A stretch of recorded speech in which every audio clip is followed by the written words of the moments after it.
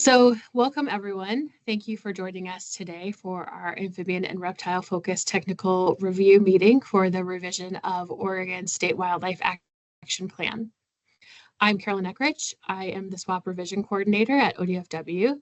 Today with me, I have several ODFW staff that led the review of species for their programs. If they wouldn't mind coming on camera for a moment. We also have Martin Nugent and Anne-Mary Myers for Wildlife Division. We have Greg Krutzikowski for the Marine Program, and we have Emily Van Wyk, our Wildlife Division Program Coordinator, who is also here to help us during the discussion. So some quick housekeeping. We are planning to record this meeting so that we can capture comments from all who contribute to the discussion. However, we will only be making the presentation portion of this available online to facilitate engagement by folks who can't attend today, while also letting participants who are here in the virtual room feel comfortable voicing questions and concerns. Today's focus is amphibians and reptiles, but we also want to let you know that we have additional upcoming meetings within the species track that we'd like to invite you to up top. First, we will have a bird focus meeting next Wednesday, the 5th, followed by a mammal meeting in 2 weeks on the 12th. All of the information is available on the revision website, and we'll be mentioning it again at the end of the meeting. Next slide, please. So this meeting is focused on technical review with taxon experts from around the state that can help us refine the information we present to the public on amphibians and reptiles. If you are not a technical expert, you're absolutely welcome here today. There will be opportunity for everyone to submit comments on our website, but our goal here today is to help refine species-specific information on herps. So today we'll be covering our amphibian and reptile species that are on our draft SGCN and SGIN lists, as well as the criteria for inclusion that were used to develop the list and discuss the outcomes of that process. We'll go over some of the feedback that we have received to date, and then we'll open things up for questions and discussion. We'll try to focus this discussion with specific asks and gaps in information. We'll also share the list to the screen in Teams so that you can navigate and reference along with us. This is a great opportunity that we have to get information on how to conserve imperiled amphibians and reptiles into the hands of a broad conservation audience. So please participate and let us know about the types of information available, what is missing, and what you can contribute. And with that, I'll turn it over to Anne-Mary for the bulk of the presentation. So to begin, I wanted to go over the definition of our species of greatest conservation need and species of greatest information need. Our species of greatest conservation need are really those species that are of imperiled conservation status. And our species of greatest information need, we don't have enough information to determine their status. And there are, of course, other species of conservation interest in the SWAP that don't fit neatly into these categories, but do have very important roles in conservation of Oregon species. Absolutely. So I will give the caveat here that Carolyn took over because I'm losing my voice. So if I lose my voice, luckily by that point, Anne-Mary will have found her notes.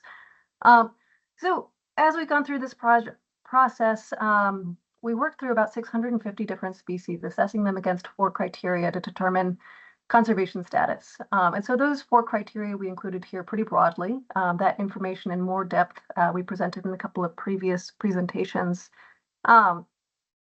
And we'll have later on available, it's also in that spreadsheet, I believe, that we attached here. But those 4 criteria broadly are that the species is vulnerable to threats due to life history traits or ecological characteristics.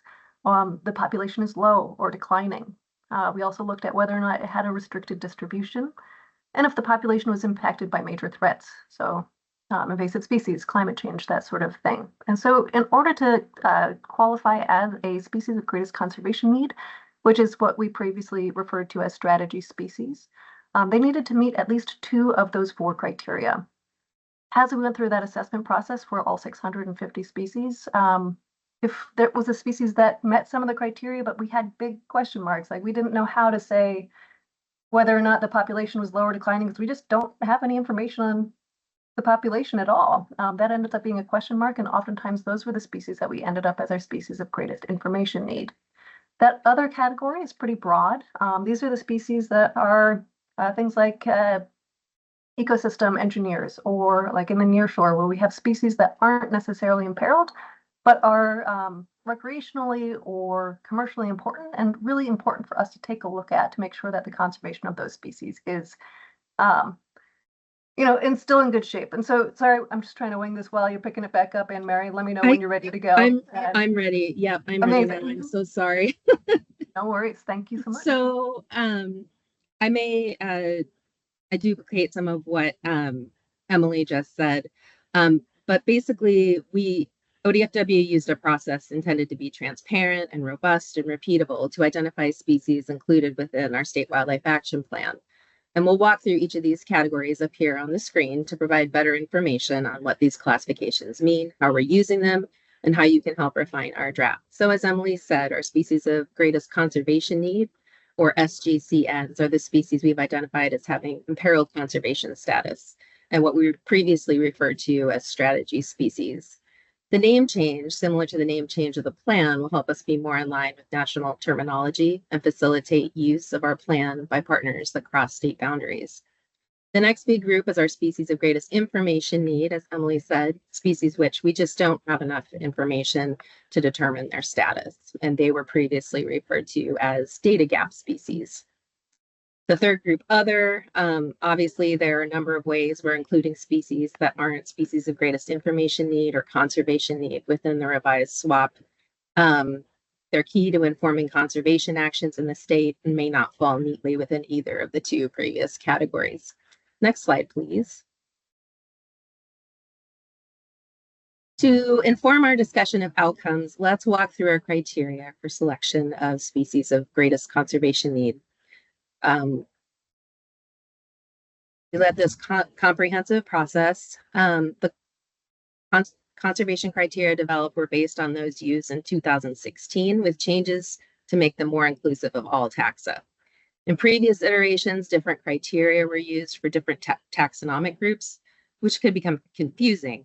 The end result was 4 criteria that were applied to all potential species of greatest conservation need, and species assessed must meet 2 or more of the 4 criteria to be included as species of greatest conservation need. These criteria are intended to identify species that are most at risk in Oregon and for which timely implementation of conservation measures to address existing or potential threats is needed for delisting or to prevent them from declining to the point of qualifying as threatened or endangered. As a reminder, the Oregon SWAP is non-regulatory, and likewise, the species designations of species of greatest conservation need and greatest information need are non-regulatory, but they're meant to guide conservation priorities and actions in the state. Next slide, please. So our ask is for partners to provide technical information.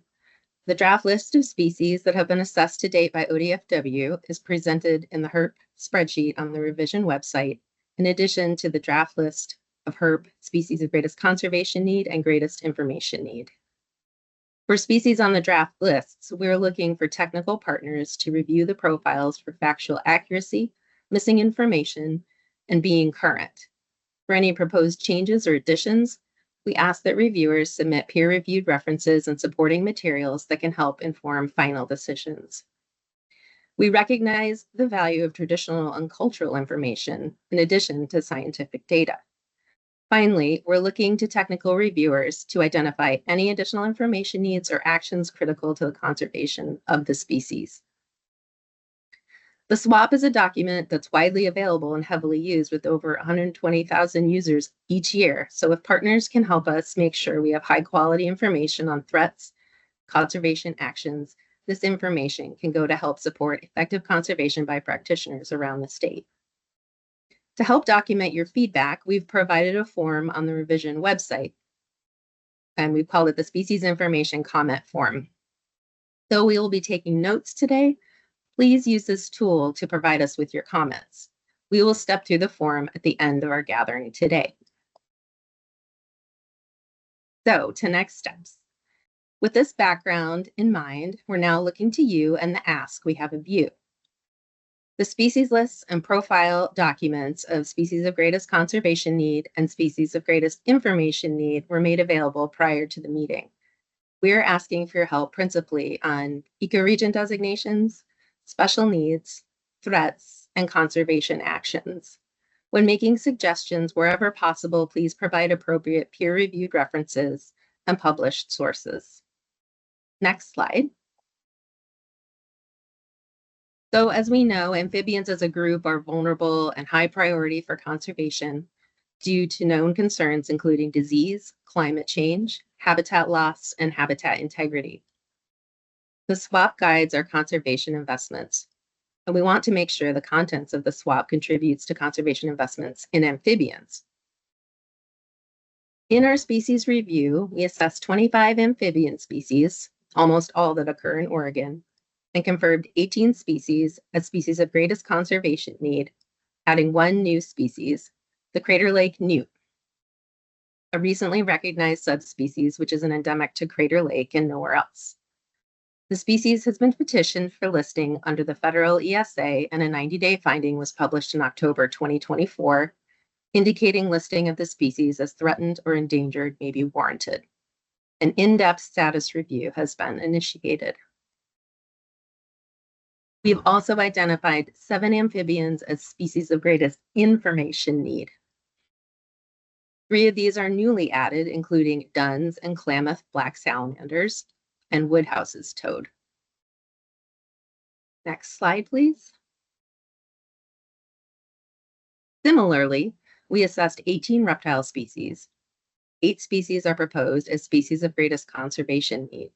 4 of these species are new to the list, such as the Great Basin collared lizard in the Northern Basin and Range, due in part to habitat concerns, invasive species, fire risk, and the energy development, and Northern Desert horned lizard in the same ecoregion with the same threats, and with particular sensitivity to climate change, as well as risk from potential overcollection.